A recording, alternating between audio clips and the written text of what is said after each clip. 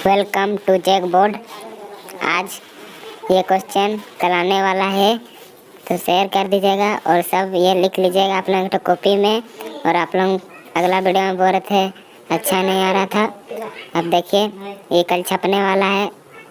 क्या आएगा दोस्तों, मैं बता दे रहा हूँ, यही आएगा 100% गाइस सामाजिक विज्ञान का। उसमें पूरा अच्छा से बता दे रहा हूँ। इसमें ऑब्जेक्टिव क्वेश्चन 2022 में से 30 आई आएगा। पूरा देख के जाना वीडियो। हमारे चैनल में नए तो सब्सक्राइब भी कर लेना। आज यही वाला चैप्टर आएगा, यही वाला क्वेश्चन आएगा, देख लेना। मैं विश्वास के साथ की ओर बढ़ते हैं। याद करते चलिएगा अगर आप एग्जाम में गर्दा मचाना चाहते हैं। पहला नंबर प्रश्न में करा, फ्रांसीसी उपनिवेश में कौन सा प्रथा उन्मूलन जेकोबिन शासन के क्रांतिकारी सामाजिक सुधारों में एक था। तो इसका जो सही उत्तर होगा वो जाएगा ऑप्शन नंबर बी हो जाएगा। दास प्रथा जो है इसका सामाजिक सुधारों में एक था। चलिए आगे बढ़ते हम लोग दूसरा नंबर प्रश्न की ओर। सभी प्रश्नों को ध्यान से देखते चलिए और याद करते चलिए। दूसरा नंबर प्रश्न में करा है, लोकतांत्रिक शासन वाले देश में किसका होना जरूरी माना जाता है। तो देखिए संविधान का तो होना बहुत ही जरूरी माना जाता है। अगर आप लोकतांत्रिक शासन वाले देश भारत जैसे देख लीजिए तो भारत में संविधान का कितना इंपॉर्टेंट है ये चीज आप भली भांति जानते होंगे। देखिए राजा का होना जरूरी नहीं है, युद्ध का भी होना जरूरी नहीं है और अकाल का तो होना बिल्कुल भी जरूरी नहीं है। तो ऑप्शन नंबर बी जो है इसका बिल्कुल सही उत्तर हो जाएगा। चलिए आगे बढ़ते हम लोग तीसरा नंबर प्रश्न की ओर। तीसरा नंबर प्रश्न में करा है, प्रारंभिक से ही फ्रांसीसी क्रांतिकारियों ने किस प्रकार के कदम उठाए जिनसे फ्रांसीसी लोगों में एक सामूहिक पहचान की भावना पैदा हो सकती थी। तो इसका जो सही उत्तर होगा वो जाएगा ऑप्शन नंबर डी हो जाएगा। इनमें से सभी, एक संयुक्त समुदाय के विचार पर बल दिया, एक नया फ्रांसीसी झंडा तिरंगा चुना, स्टेट जनरल का चुनाव सक्रिय नागरिक के समूह के द्वारा किया जाने लगा। तो इसका जो सही उत्तर होगा वो जाएगा ऑप्शन नंबर डी हो जाएगा। याद करते चलिए अगर आप एग्जाम में बिल्कुल गर्दा मचाना चाहते हैं। चलिए 4 नंबर प्रश्न की ओर बढ़ते हैं। 4 नंबर प्रश्न में करा है, 1920 के दशक की शुरुआत में एक उग्र गुरिल्ला आंदोलन गुडेम की पहाड़ियों पर फैल गया। गुडेम भारत के किस राज्य में स्थित है। गुडेम की पहाड़ियों में फैल गया था, तो वो गुडेम जो है भारत के किस राज्य में स्थित है। तो याद रखिएगा आंध्र प्रदेश में स्थित है। कहां पे है, Andhra Pradesh. Option number C जो इसका बिल्कुल सही उत्तर हो जाएगा। चलिए आगे बढ़ते हम लोग 5 नंबर प्रश्न की ओर। सभी प्रश्नों को ध्यान से देखिए और याद करते चलिए। 5 नंबर प्रश्न में करा है, फ्रांस की मुद्रा की इकाई लिबरे को किस वर्ष समाप्त कर दिया गया। तो 5 का जो सही उत्तर होगा वो जाएगा ऑप्शन नंबर डी हो जाएगा। 1994 में समाप्त कर दिया गया। कब क्या था, 1994 में समाप्त कर दिया था। लिबरेल को कब समाप्त किया गया था, 1994, याद रखिएगा। चलिए आगे बढ़ते हम लोग 6 नंबर प्रश्न की ओर बढ़ते हैं। 6 नंबर प्रश्न में करा है, भारत से अफीम की निर्यात कहां किया जाता है। भारत से जो है अफीम का निर्यात जो है कहां पर किया जाता है। तो इसका जो 6 का जो सही उत्तर होगा वो जाएगा ऑप्शन नंबर बी, चीन में किया जाता है। कहां पे किया जाता है, चीन में। ऑप्शन नंबर बी जो है इसका बिल्कुल सही उत्तर हो जाएगा। चलिए आगे बढ़ते हम लोग 7 नंबर प्रश्न की ओर बढ़ते हैं। 7 नंबर प्रश्न में करा है, ब्रिटेन वुड्स सम्मेलन में अंतरराष्ट्रीय मुद्रा कोष की स्थापना किन उद्देश्य को पूरा करने के लिए किया गया था। ब्रिटेन वुड्स सम्मेलन में जो है अंतरराष्ट्रीय मुद्रा कोष की स्थापना किन उद्देश्य को पूरा करने के लिए किया गया था। तो देखिए वैश्विक मौद्रिक सहयोग को बढ़ावा देने के लिए भी किया गया था। उसके बाद उच्च रोजगार और सतत आर्थिक विकास को बढ़ावा देने के लिए भी किया गया था। उसके बाद वित्तीय स्थिति की सुरक्षित करने के लिए भी किया गया था। तो इसका जो सही उत्तर होगा वो जाएगा ऑप्शन नंबर डी, इनमें से सभी। चलिए याद करते चलिए एग्जाम में अगर आप गर्दा मचाना चाहते हैं। चलिए 8 नंबर प्रश्न की ओर बढ़ते हैं। 8 नंबर प्रश्न में करा है, फ्रांस में प्रथम विद्रोह कब हुआ था। फ्रांस में जो है प्रथम विद्रोह कब हुआ था। तो 8 का जो सही उत्तर होगा वो जाएगा ऑप्शन नंबर डी, जुलाई 1830 में हुआ था। कब हुआ था, जुलाई 1830। ऑप्शन नंबर डी जो है इसका बिल्कुल सही उत्तर हो जाएगा। याद करते चलिए अगर आप एग्जाम में बिल्कुल गर्दा मचाना चाहते हैं। चलिए 9 नंबर प्रश्न की ओर बढ़ते हैं। 9 नंबर प्रश्न में करा है, गुटेनबर्ग द्वारा मुद्रित पहली पुस्तक कौन सी थी। मतलब प्रिंटेड बुक जो है सबसे पहले कौन सा बुक प्रिंट किया गया था गुटेनबर्ग के द्वारा। तो याद रखिएगा बाइबल का सबसे पहले जो है प्रिंट आउट निकाला गया था। ऑप्शन नंबर बी जो इसका बिल्कुल सही उत्तर हो जाएगा। याद करते चलिए अगर आप एग्जाम में बिल्कुल गर्दा मचाना चाहते हैं। चलिए 10 नंबर प्रश्न की ओर बढ़ते हैं। 10 नंबर प्रश्न में करा है, भारत में सबसे पहले प्रिंटिंग प्रेस की स्थापना किसके द्वारा की गई थी। भारत में जो है सबसे पहले प्रिंटिंग प्रेस की स्थापना किसके द्वारा किया गया था। तो याद रखिएगा पुर्तगाली मिशनरी के द्वारा किया गया था। किसके द्वारा, पुर्तगाली मिशनरी। ऑप्शन नंबर ए जो है इसका बिल्कुल सही उत्तर हो जाएगा। चलिए आगे बढ़ते हम लोग 11 नंबर प्रश्न की ओर बढ़ते हैं। सभी प्रश्नों को ध्यान से देखिए। अगर आप चैनल पर नए हैं तो बिल्कुल चैनल को सब्सक्राइब करके रखिए ताकि जो भी वायरल क्वेश्चन पेपर आए सबसे पहले आप तक वीडियो को अपने दोस्तों तक शेयर कर दीजिएगा ताकि वो भी एग्जाम में जाकर बिल्कुल गर्दा मचा सकते हैं। चलिए 11 नंबर प्रश्न की ओर बढ़ते हैं। करा है, निम्न में से कौन दो ज्वलनशील गैस हाइड्रोजन और ऑक्सीजन का यौगिक है तथा वह ऊर्जा का मुख्य स्रोत बन सकता है। तो 11 का जो सही उत्तर होगा वो जाएगा ऑप्शन नंबर सी हो जाएगा। जल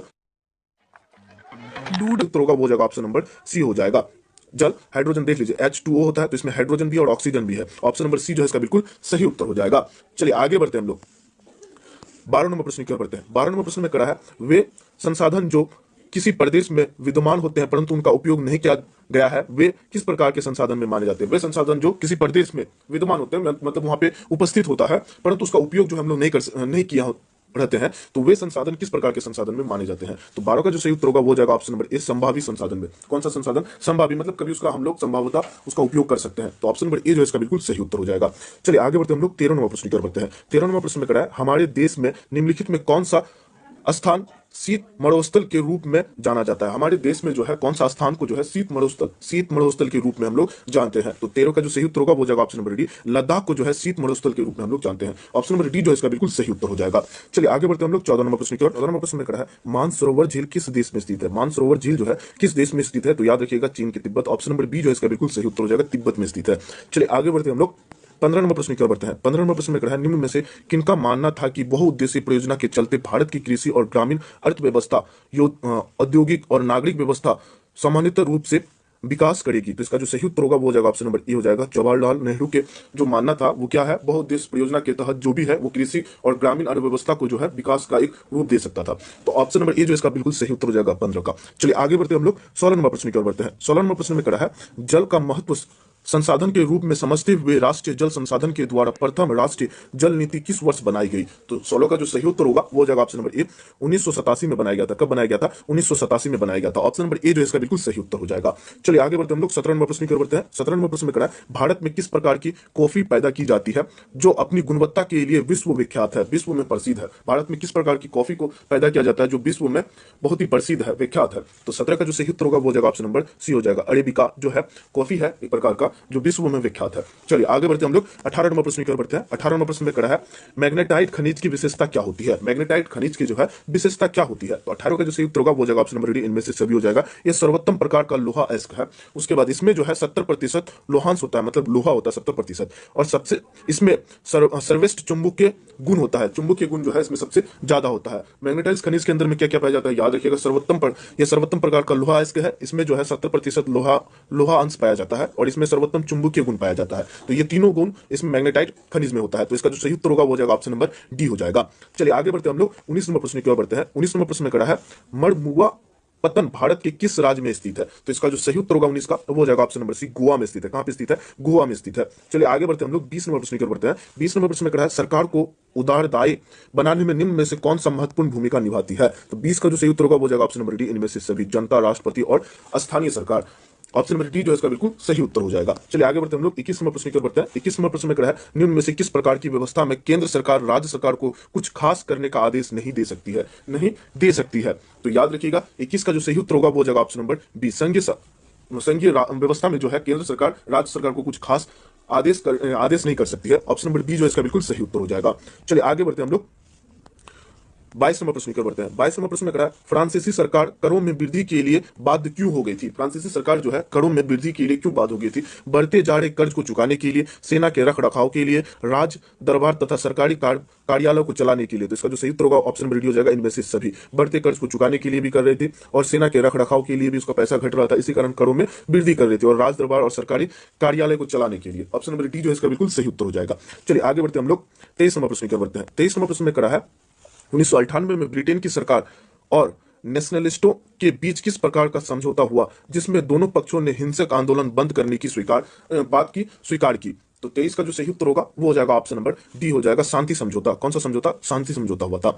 चलिए आगे बढ़ते हम लोग 24 नंबर प्रश्न की ओर बढ़ते हैं। 24 नंबर प्रश्न में कहा है विश्व में किस प्रकार की विभिन्नता आज बड़ी व्यापक हो चली है। विश्व में किस प्रकार की विभिन्नता जो है आज व्यापक हो चली है। तो इसका जो सही उत्तर होगा 24 का वो हो जाएगा ऑप्शन नंबर डी, इनमें से सभी, राजनीतिक, धार्मिक और जातीय। ये तीनों जो है व्यापक रूप से विभिन्नता का एक रूप है। जैसे कोई मुसलमान है कोई हिंदू है तो ये दोनों के बीच विभिन्नता है, और राजनीतिक में भी विभिन्नता होने लगा और जाति में भी विभिन्नता। तो ऑप्शन नंबर डी हो जाएगा, इनमें से सभी जो है ये एक बहुत ही आगे बढ़ गया है। व्यापक मतलब बहुत आगे बढ़ गया है, इसके बीच का जो दूरी है विभिन्नता है।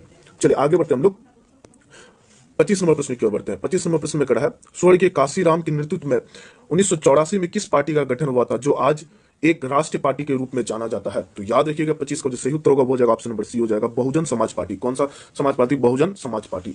चलिए आगे बढ़ते हम लोग 26 नंबर प्रश्न की ओर बढ़ते हैं। 26 नंबर प्रश्न में कहा है किसी विशेष वर्ष में उत्पादित किसी प्रकार की वस्तु का कुल राष्ट्रीय उत्पाद की संज्ञा दी जाती है। तो 26 का जो सही उत्तर होगा वो हो जाएगा ऑप्शन नंबर बी हो जाएगा, सभी अंतिम वस्तु और सेवाओं का। चलिए आगे बढ़ते हम लोग 27 नंबर प्रश्न। 27 नंबर प्रश्न में कहा है मुद्रा का प्राथमिक कार्य क्या है। मुद्रा का जो है प्राथमिक कार्य क्या है। तो इसका जो सही उत्तर होगा विनिमय का माध्यम। ऑप्शन नंबर डी जो है इसका बिल्कुल सही उत्तर हो जाएगा। चलिए 28 नंबर प्रश्न की ओर बढ़ते हैं। सभी प्रश्नों को ध्यान से याद कर लीजिए, तभी तो आप एग्जाम में गर्दा मचा सकते हैं। और चैनल को अगर अभी तक सब्सक्राइब नहीं किया तो बिल्कुल चैनल को सब्सक्राइब कर दीजिए, तभी तो आप एग्जाम में जाकर बिल्कुल गर्दा मचा सकते हैं। और भी आपको हम वायरल क्वेश्चन पेपर कराएंगे बाकी सब सब्जेक्ट का, तो बिल्कुल चैनल को के साथ जुड़ के रहिएगा। 28 नंबर प्रश्न में कहा है सरकार द्वारा अथवा प्रतिरोधों को हटाने की प्रक्रिया को किस नाम से जाना जाता है? तो 28 का जो सही उत्तर होगा वो हो जाएगा ऑप्शन नंबर बी, उदारीकरण के नाम से जाना जाता है। किसके नाम से जाना जाता है? उदारीकरण के नाम से जाना जाता है। चलिए बढ़ते हम लोग 29 नंबर प्रश्न की ओर। भारत के सकल घरेलू उत्पाद का एक बड़ा भाग कौन सा क्षेत्र प्रदान करता है? तो 29 का जो सही उत्तर होगा वो हो जाएगा ऑप्शन नंबर बी, सेवा क्षेत्र।